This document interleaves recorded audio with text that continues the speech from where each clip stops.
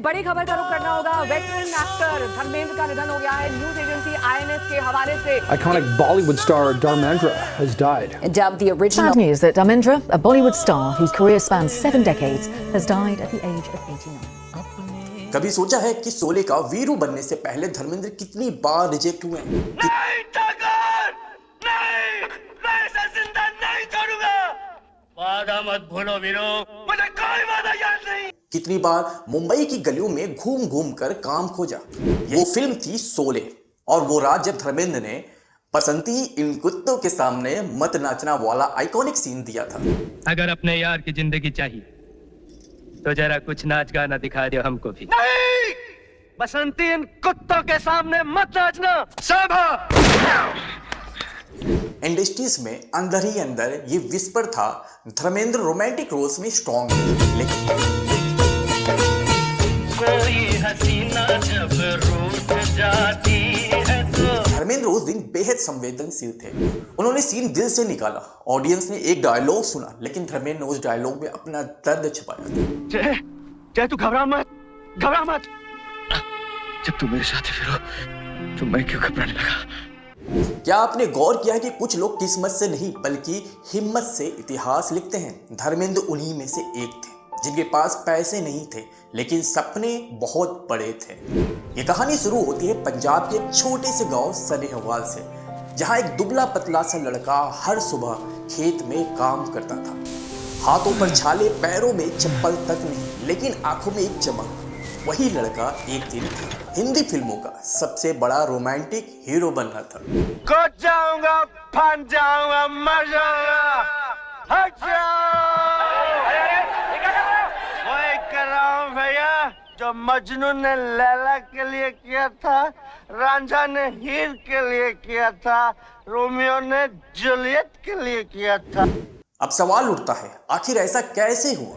लेकिन इस कहानी का सबसे बड़ा सच तो अभी बाकी है, क्योंकि धर्मेंद्र सिर्फ संघर्षों से नहीं, एक ऐसे ट्विस्ट से स्टार बने जिसकी कहानी बहुत कम लोग जानते हैं। आज हम बात करने जा रहे हैं धर्मेंद्र देओल की, एक ऐसा इंसान जिनकी जिंदगी हमें ये सिखाती है कि बड़े सपने गांव की मिट्टी में भी उग सकते हैं। धर्मेंद्र का जन्म 8 दिसंबर 1935 पंजाब के लुधियाना के पास गांव सनेहवाल में हुआ था। पिता स्कूल टीचर थे। घर बड़ा नहीं था लेकिन इज्जत बहुत थी।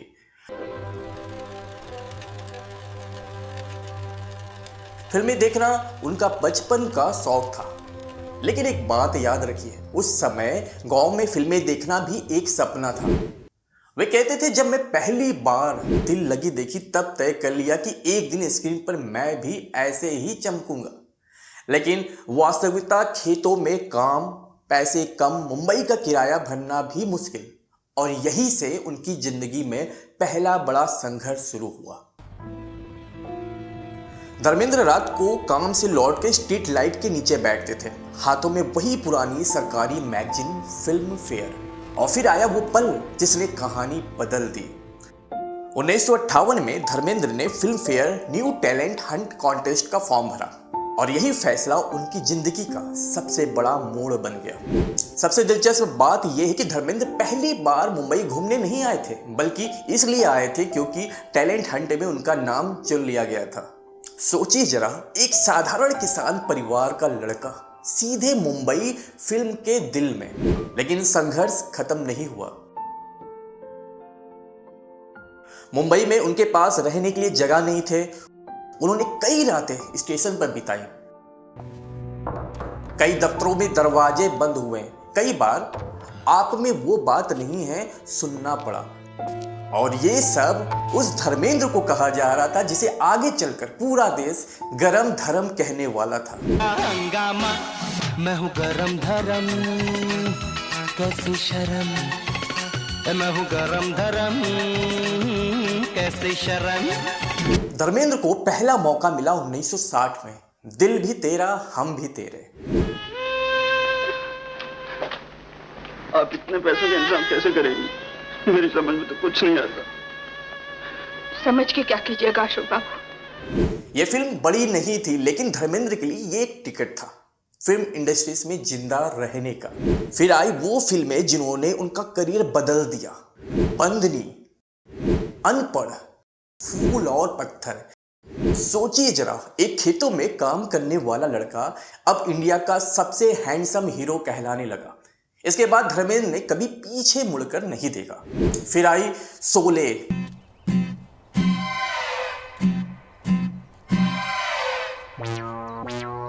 हरिराम, अब तो ये मुंह से भी निकाल दो। सारी तैयारियां हो चुकी, कल से काम शुरू।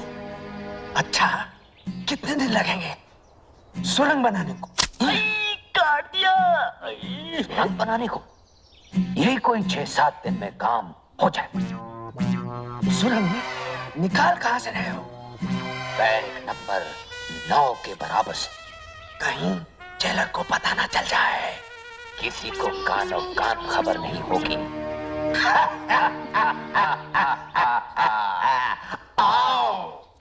यादों की बारात, कुनू, दोस्त, चरस, ड्रीम गर्ल, हर फिल्म में एक बात कॉमन थी, उनका रियलनेस। धर्मेंद्र ना तो नकली दिखते थे ना ओवर एक्टिंग करते थे, वो बस सच्चे लगते थे। और यही से कहानी की नींव रखी गई। स्क्रीन पर वो हीरो लगते थे, लेकिन असल जिंदगी में धर्मेंद्र कई लड़ाइयां लड़ रहे थे। नाम था, पैसा था, शोहरत थी, लेकिन अंदर क्या चल रहा था किसी को नहीं पता था। अब सोचिए जरा, एक तरफ स्टारडम, दूसरी तरफ पर्सनल लाइफ का तूफान। धर्मेंद्र की करियर ने 60s और 70s में उछाल पकड़ा, लेकिन ये वही समय था जब उनकी जिंदगी में सबसे बड़ा कॉन्फ्लिक्ट शुरू हुआ। उनकी पर्सनल लाइफ और करियर दोनों एक साथ भारी हो गए। 1970 से 1980 के बीच में धर्मेंद्र साल में 7 से 10 फिल्में कर रहे थे। कई बार एक ही दिन में 3 फिल्म के सेट बदलने पड़ते थे। सोचिए जरा, सुबह बंदनी की शूटिंग, दोपहर यादों की बारात और रात शोले के डायलॉग्स की प्रैक्टिस। ठाकुर साहब, अब हम आपकी लड़ाई नहीं लड़ सकते। आपके लिए जो इज्जत हमारे दिल में थी वो खत्म हो चुकी है। हम यहाँ आए थे उस बहादुर इंस्पेक्टर के लिए जिसे मालगाड़ी में डाकुओं की टोली के साथ अकेले लड़ते हुए देखा था। किसी बुज़दिल ठाकुर के लिए नहीं, जो हमारी जान बचाने के लिए अपने सामने पड़ी हुई बंदूक नहीं उठा सका। ये वो ग्लैमरस लाइफ नहीं थी जो आम लोग सोचते हैं। ये था भाग दौड़, थकान, नींद की कमी और हमेशा अच्छा दिखने का दबाव। उन दिनों नए हीरो आ रहे थे, अमिताभ बच्चन, विनोद खन्ना, शशि कपूर। इंडस्ट्रीज में अंदर ही अंदर ये विस्पर था, धर्मेंद्र रोमांटिक रोल्स में स्ट्रॉन्ग है। कोई हसीना जब रूठ जाती है तो और भी हसीन हो जाती है। लेकिन एक्शन और इंटेंस रोल्स में अमिताभ आगे निकल रहा है।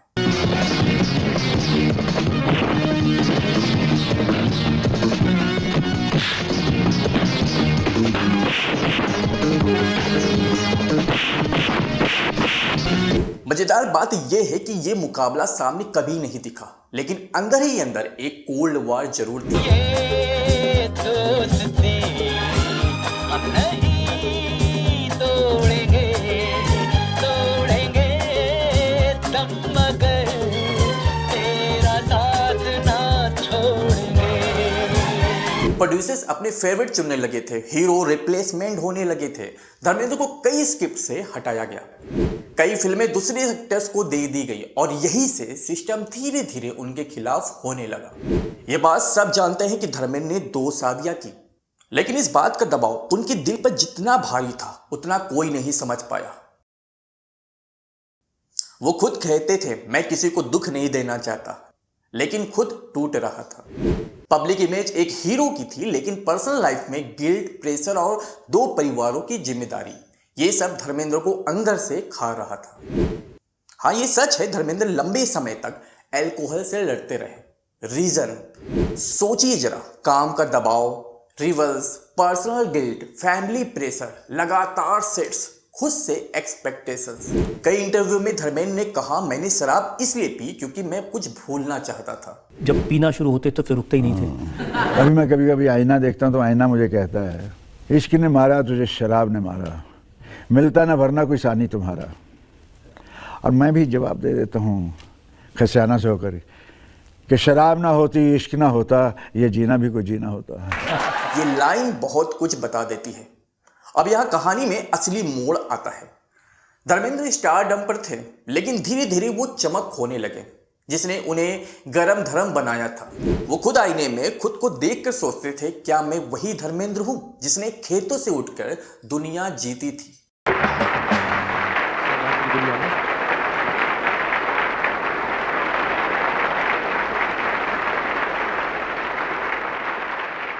और यही से सब कुछ बदलने वाला था। अब यहां वो हिस्सा आता है जो बहुत कम लोग जानते हैं। बॉलीवुड की चमक के पीछे एक सच छुपा था कि धर्मेंद्र को कई सालों तक इंडस्ट्रीज ने अंडररेटेड रखा।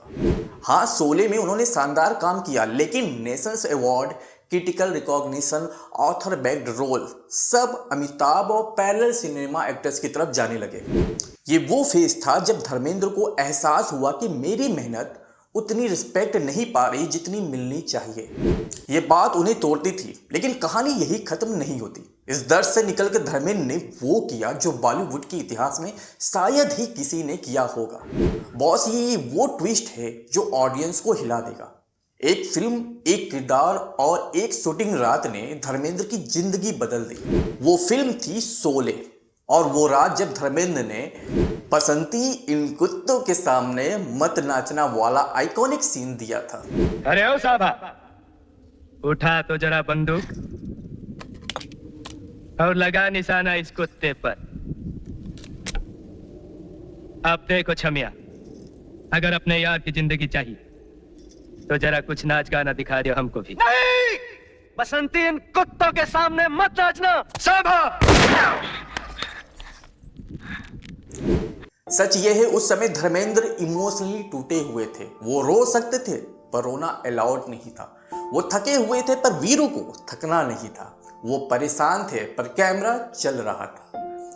डायरेक्टर रमेश सिप्पी कहते हैं, धर्मेंद्र उस दिन बेहद संवेदनशील थे। उन्होंने सीन दिल से निकाला। ऑडियंस ने एक डायलॉग सुना, लेकिन धर्मेंद्र ने उस डायलॉग में अपना दर्द छुपाया था। जय, जय तू घबरा मत, घबरा मत। जब तू मेरे साथ फिरो तो मैं क्यों घबराने लगा। जय, हम लोग अपने गांव चले जाएंगे, सब ठीक हो जाएगा। मेरा खेल खत्म हो गया फिरो। नहीं, खत्म हो गया। नहीं, नहीं जय, नहीं, ऐसा मत कहो, ऐसा मत कहो। लेकिन कोई दुख नहीं फिरो। और तभी लाखों लोग वीरू पर फिदा हो गए, लेकिन कोई नहीं जानता था कि उस वीरू के पीछे कितना दर्द छुपा है। और यही से धर्मेंद्र शुरू हुए, एक नए दौर के धर्मेंद्र, जहां स्टारडम नहीं बल्कि उनकी असली जज्बात उनकी पहचान बने। स्टारडम कभी स्थायी नहीं होते और धर्मेंद्र ये बात 80s में समझ चुके थे। अब कहानी उस मोड़ पर आती है जहां धर्मेंद्र को फिर से खुद को साबित करना पड़ा। 1980s आते आते उद्योग बदल चुका था। नए चेहरे बॉलीवुड पर छा चुके थे। सनी देओल, अनिल कपूर, जैकी श्रॉफ, गोविंदा और एक तरफ धर्मेंद्र। इंडस्ट्रीज अब यंगर हीरोज की तरफ झुक चुकी थी। अरे अरुण भैया, आप वापस आ गए। ये तो मैं वापस आ गया। अरुण भैया, पहले आप दिखाई नहीं दे रहे थे, लेकिन अब दिखाई दे रहे। ये तो कमाल हो गया अरुण भैया। कमाल हो गया ना? हाँ। अच्छा जुगल, फिर गायब हो जाऊं? हाँ। नहीं अरुण भैया, प्लीज वापस आ जाओ। अरुण भैया, मुझे बहुत डर लगता है। अरुण भैया, प्लीज वापस आ जाओ। प्लीज मेरे अच्छे भैया, प्लीज। मैं दिखाई दे रहा हूँ ना, मैं दिखाई दे रहा हूँ ना। ये देख, मैं फिर दिखाई दे रहा हूँ। वापस जाओ, वापस जाओ। हाँ। ऑफर कम होने लगे, इसके बदलने लगी, और एक वक्त ऐसा आया जब लोगों ने कह दिया धर्मेंद्र का दौर खत्म हो गया। लेकिन यहां धर्मेंद्र की असली ताकत सामने आई। उन्होंने खुद को कभी खत्म नहीं होने दिया। 1980s के बीच में धर्मेंद्र ने तय किया कि उन्हें फिर से खुद को रीइन्वेंट करना होगा। रोमांटिक हीरो की इमेज से हटकर वो बने इंडिया के सबसे बड़े एक्शन आइकॉन। और फिर उन्होंने फिल्म दी हुकूमत, लोहा, आग ही आग, पत्थर और पायल, गुलाम, बंटवारा। इन फिल्मों ने धर्मेंद्र को वापस शिखर पर ला दिया। हुकूमत ने तो बॉक्स ऑफिस पर उस साल मिस्टर इंडिया को भी पीछे छोड़ दिया। अरे हम भी तो देखें कि तेरे इस महाभारत के कृष्ण की औकात क्या है।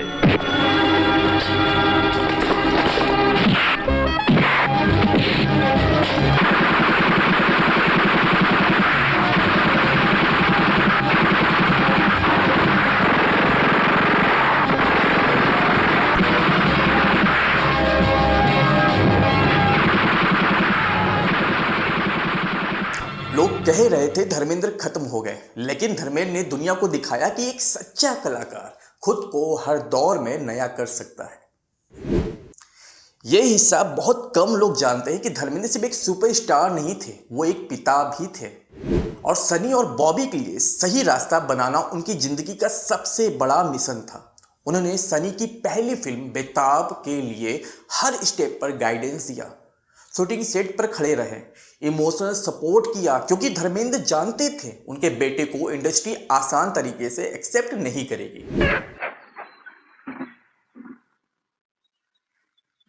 Good morning. ये खटारा पीछे हटाओ।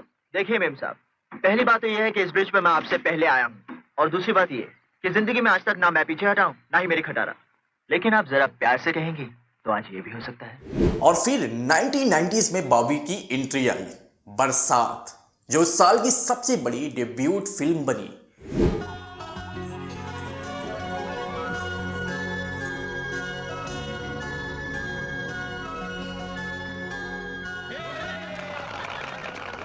ये हार? हम नए स्टूडेंट्स का ऐसे ही स्वागत करते हैं। सच्ची? आप लोग कितने अच्छे हैं। आप बता सकती हैं कि प्रिंसिपल का ऑफिस कहाँ पर है? आपको प्रिंसिपल से मिलना है? जी? मैं उन्हें इधर ही बुला लेती हूँ। दत्तू, ए दत्तू। कौन बुलाया मेरे को? क्या हो रहा है यहाँ पर? एक बाप के लिए सबसे बड़ी जीत यही होती है कि उसकी मेहनत, उसके वैल्यूज उसके बच्चों की जिंदगी में दिखाई दे। आपको जानकर हैरानी होगी कि धर्मेंद्र दो परिवारों की जिम्मेदारी निभा रहे थे, प्रकाश कौर का परिवार और हेमा मालिनी का परिवार।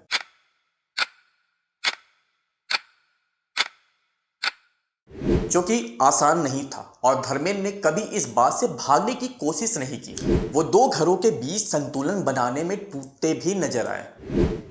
हर शाम आँखों पर तेरा चल लहराए, हर रात यादों की बारात ले आए, मैं सांस लेता हूँ तेरी खुशबू आती है, एक महका महका सा। लेकिन अपने बच्चों को कभी प्यार की कमी नहीं होने देते। लोग जजमेंट देते रहे, लेकिन धर्मेंद्र बस ये सोचते रहे, मैं कहीं भी गलत ना हो जाऊं, किसी को भी दुख ना पहुंचे। और यहीं से शुरू हुआ वो धर्मेंद्र जो सिर्फ एक सुपरस्टार नहीं, बल्कि एक लेजेंडरी फादर, एक रिस्पॉन्सिबल मैन और एक नई जनरेशन का गाइडिंग लाइट बन चुके थे।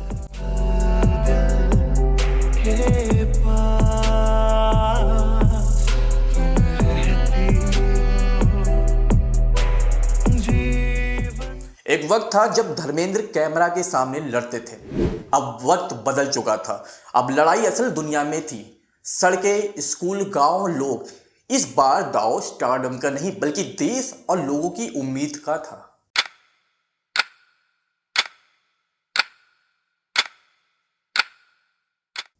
– 2004 में धर्मेंद्र ने राजनीति में कदम रखा। बीजेपी से बीकानेर के लिए चुनाव लड़ा और भारी बहुमत से जीत गए। लेकिन ये रास्ता आसान नहीं था। धर्मेंद्र ने खुद कहा था, मुझे राजनीति नहीं आती, मुझे तो बस लोगों का दर्द समझ आता है। जब आप सेहत में फिट, एक्टिंग में फिट, डांस में फिट, हर डायलॉग लिखने में फिट, ये सियासत में अनफिट कैसे हो गए? मैंने सियासत के बारे में कभी सोचा भी नहीं था मैं कभी आऊँगा। मैंने ख्वाब में भी नहीं सोचा था। लेकिन कुछ भाइयों ने मुझे मिले जब, तो मैंने कहा यार वहाँ अच्छे लोग कम होते हैं।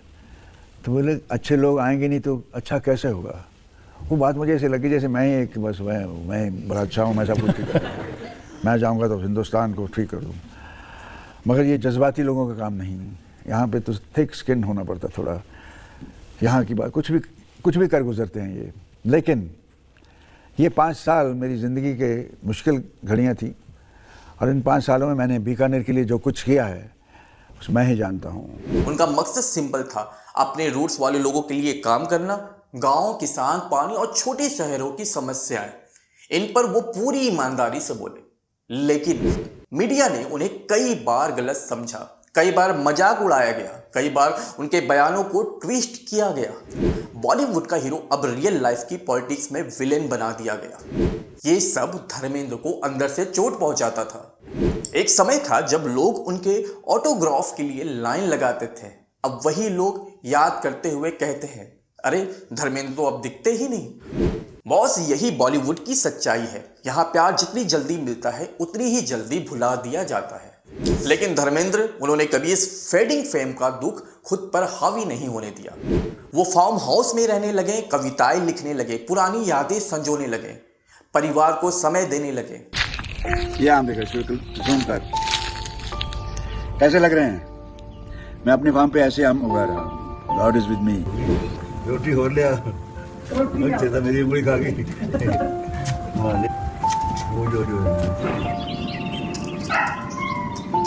मेरे हाथ से चौका चलो। My leg it's full. इसको आप चक्कों पे चक्कर लेकर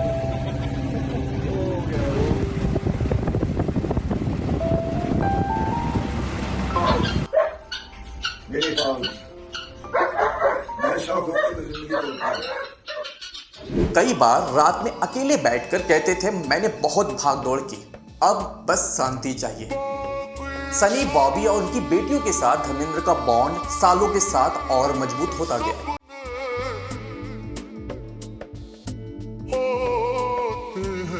सनी देओल जब गदर 2 की शूटिंग कर रहे थे, धर्मेंद्र ने कहा था, तू मेहनत कर, तेरी मेहनत ही तेरी पहचान बनेगी, मैं हमेशा साथ हूं। और जब फिल्म सुपर हिट हुई, धर्मेंद्र फोन पर रो पड़े। कैसे आजादी दिलाओगे तुम? अरे तुम्हारे सिपाहियों ने 30 लाख बंगाली मुसलमानों का कत्ल कर दिया। हिंदुस्तान क्रिश्चियनों का है, सिखों का है, हिंदुओं का है, हर हिंदुस्तानी का है। और इन सब ने मिलकर आजादी की लड़ाई लड़ी है, कुर्बानियां दी है। अच्छा, हमने कोई सेना नहीं बनाई, वो सब तुम्हारे जुल्मों का शिकार है। उम्र बढ़ती है पर पिता का प्यार कभी बूढ़ा नहीं होता। बॉस, ये कड़वा सच है। धर्मेंद्र उम्र के साथ कई हेल्थ इश्यू से जूझते रहे। सोल्जर प्रॉब्लम, बैक पेन, लो स्टेमिनास, कई सर्जरीज भी हुई। लेकिन वो कभी पब्लिक को ये नहीं दिखाते थे। कहते थे लोगों को मेरी मजबूती दिखनी चाहिए, कमजोरी नहीं। ये लाइन उनकी पूरी जिंदगी को डिफाइन करती है। आज धर्मेंद्र सिर्फ एक एक्टर्स नहीं, वो एक एरा है, एक कल्चर है, एक इमोशंस है। उनका नाम आते ही दिमाग में क्या आता है? सादगी, मर्दानगी, हॉनेस्टी, बड़े दिल वाला इंसान और एक ऐसी मुस्कान जो सच्ची थी। आज के जमाने में हीरोज बदल गए, लेकिन धर्मेंद्र जैसा हीरो शायद कभी पैदा नहीं होगा। धूल से उठकर आसमान छूना और फिर आसमान से उतरकर वापस मिट्टी को गले लगाना, ये कोई सुपरस्टार नहीं कर सकता, ये सिर्फ धर्मेंद्र कर सकता था। और इसलिए वो सिर्फ गरम धर्म नहीं, भारत का सबसे सच्चा हीरो है। आई मिस यू धर्म।